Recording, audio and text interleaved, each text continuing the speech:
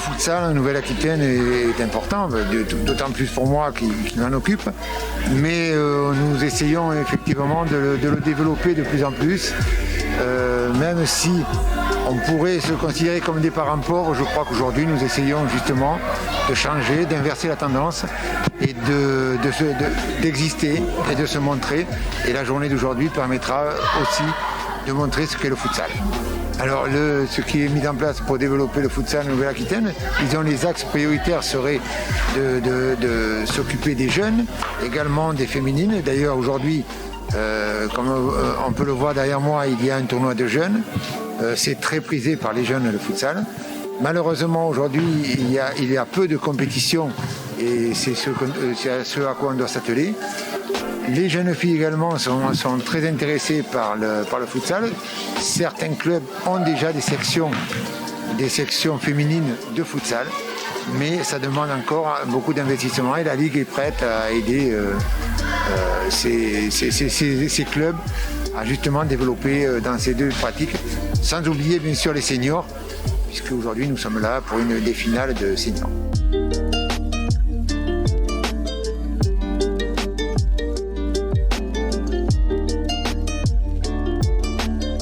C'est un gros objectif. Vous avez vu le niveau, une équipe de district qui tient tête et une équipe de R1 haut de tableau là, au tir au but, ça prouve que le futsal est en plein essor.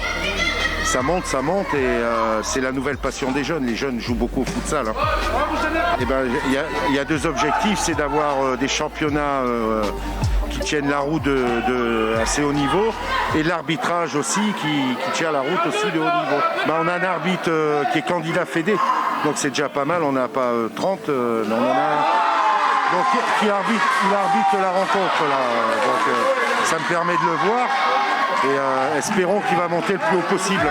Parce que quand on a une vitrine, et ben ça aide, hein, c'est comme en football.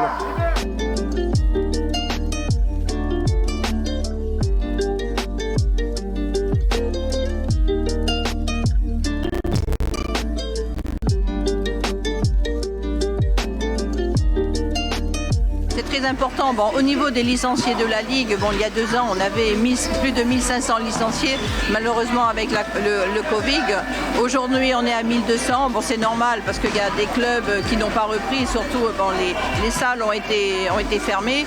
Mais je pense qu'il y a un gros travail qui est fait et certainement que l'année prochaine, nous reprendrons, je veux dire, notre nombre de licenciés et nous faisons tout pour promouvoir le futsal, qui est quand même un des objectifs de notre Ligue et de la Fédé.